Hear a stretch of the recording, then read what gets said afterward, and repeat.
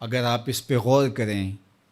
تو آداب معاشرت کا خلاصہ ہے یہ حدیث۔ آقا کریم نے ارشاد فرمایا اتنی دیر تک کوئی شخص کامل مومن نہیں ہو سکتا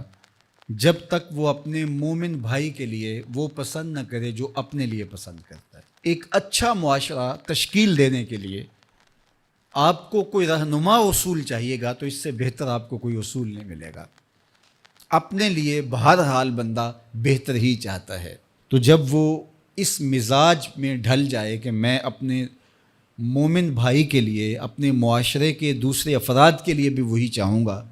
تو پھر مجھے بتاؤ کہ معاشرے کے اندر پھیلتی ہوئی روحانی بیماریاں، حسد، حقد، بغض، کینہ، نفرت، ایک دوسرے کو نیچا دکھانا، تکبر، رعونت، غرور، یہ ساری چیزیں یہ کہیں آپ کو نظر بھی نہیں آئیں۔ صرف اسی حدیث کو اپنا امام بنا لیا جائے اور اپنا منشور حیات مان لیا جائے۔ محمد بن حنفیہ رضی اللہ تعالیٰ عنہ حضرت علی المرتضیٰ رضی اللہ تعالیٰ عنہ کے فرزند ہیں، لیکن حضرت سیدہ فاطمہ الزہرا سلام اللہ علیہا سے نہیں ہیں، اور حضرت امام حسن رضی اللہ تعالیٰ عنہ حضور علیہ الصلوۃ والسلام کے نواسے، تو بھائی آپس میں، تو دونوں میں کسی معاملے میں شکر رنجی ہو جاتی ہے۔ شکر رنجی، جس رنج میں مٹھاس ہو، شکر ہو، میٹھی ناراضگی، کوئی بغض حسد پہ مشتمل ناراضگی نہیں۔ تو حضرت محمد بن حنفیہ ایک دن بیٹھے تو سوچا کہ وہ میرے عمر میں بھی بڑے بھائی ہیں،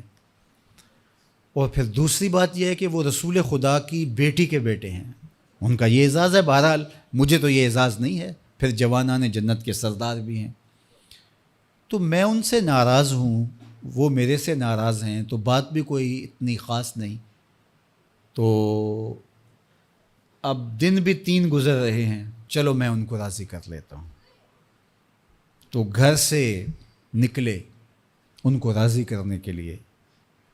تو واپس آ گئے راستے سے، کاغذ لیا اور اس کے اوپر اپنے بھائی کے نام مکتوب لکھا کہ میں آپ کو راضی کرنے کے لیے گھر سے نکلا تھا، لیکن راستے میں مجھے حضور علیہ السلام کا فرمان یاد آیا کہ جب 2 مومن بھائی آپس میں کسی معاملے میں الجھ جائیں، ناراض ہو جائیں، تو جو صلح میں پہل کرے گا وہ جنت میں بھی پہلے جائے گا، تو میں تو یہ گوارا نہیں کرتا کہ آپ سے پہلے جاؤں، تو میں ناراض ہوں، آپ آئیں اور مجھے منائیں۔ تو حضرت امام حسن نے خط پڑھا اور مسکرانے لگے، اور آپ تیزی کے ساتھ تشریف لائے اور اپنے بھائی کو کہا اچھا مان جاؤ پھر،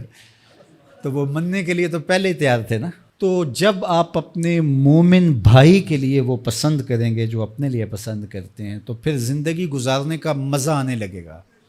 نفس روکتا ہے یہ چیز میرے پاس ہے اس کے پاس نہ ہو، یہ اعزاز میرے پاس ہے اس کے پاس نہ ہو، اور اس کی ایک اپنی لذت ہے اور وہ مادی لذت ہے، اور ایک ہے باطن کی، روح کی لذت۔ تو روح کی لذت نفس کی لذت سے کہیں زیادہ اور کہیں دیر پا اور کہیں مختلف ہے۔ اس لیے جب آپ قربانی دیتے ہیں، ایثار کرتے ہیں یا کسی کو ترجیح دیتے ہیں، تو اس کی جو روحانی لذت ہے، آپ کو بھوک لگی ہوئی ہے، تو آپ کو ایک روٹی مل گئی ہے، تو آپ کو ایک ایسا شخص نظر آیا جو آپ سے بھی زیادہ بھوکا ہے، اور آپ کسی نمائش کے لیے نہیں، محض اللہ کے رضا کے لیے اس کو روٹی دے کر کے دیکھیں، خود بھوک کاٹ کے دیکھیں، وہ مرغن کھانوں میں سرور نہیں آئے گا جو اس بھوک میں لطف آپ کو آئے گا۔ تو حضور علیہ السلام کا یہ فرمان اپنے عمل کا حصہ بنا لیں، اور اپنے بھائیوں سے، جو خونی رشتے سے جڑے ہوئے بھائی ہیں، وہاں سے شروع ہو کر کے پورے معاشرے کے اندر اس کا عملی نفاذ کریں۔ آپ کو اتنا سرور آئے گا اور باطن میں اتنا نور آئے گا، اور اس قدر معاشرے میں خوبصورتی کی بنیاد پڑے گی۔ اور اگر ہم آج اس حدیث کو اپنے لیے خضر راہ بنا لیں تو یہ اس پہ عمل کرنا کوئی مشکل نہیں ہے۔ یہ آپ ابھی سے جب اٹھیں گے تو اپنے ساتھ والے کو ترجیح دے دیں گے کہ پہلے یہ گزر جائے، تو ابھی سے شروع ہو جائے گا یہ کام۔ تو یہ آپ گھر میں اپنے بچوں کے ساتھ، اپنی بیوی کے ساتھ، روزمرہ کی زندگی میں جہاں ملازمت کر رہے ہیں، کاروبار کر رہے ہیں، جن دوستوں کے ساتھ کھیل رہے ہیں حتیٰ کہ، تو یہ وہ چیز ہے کہ اس کا آغاز عمل سے پہلے سوچوں سے شروع ہو جاتا ہے کہ آپ کسی کے لیے اچھا سوچنا شروع کرتے ہیں. جو اپنے لیے سوچتے ہیں وہ اپنے بھائی کے لیے بھی سوچیں. ہمارے بزرگ فرمایا کرتے تھے کہ کسی کے ساتھ دوستی کا ایک حق یہ بھی ہے کہ اس کی آخرت کے لیے سوچا جائے کہ یہ میرا دوست ہے تو دنیا میں میرے ساتھ ہے تو حشر میں بھی جنت میں میرے ساتھ ہو. تو اس کی ہدایت کے لیے اگر نماز نہیں پڑھتا تو اس کو نماز کی طرف لے کر آئیں.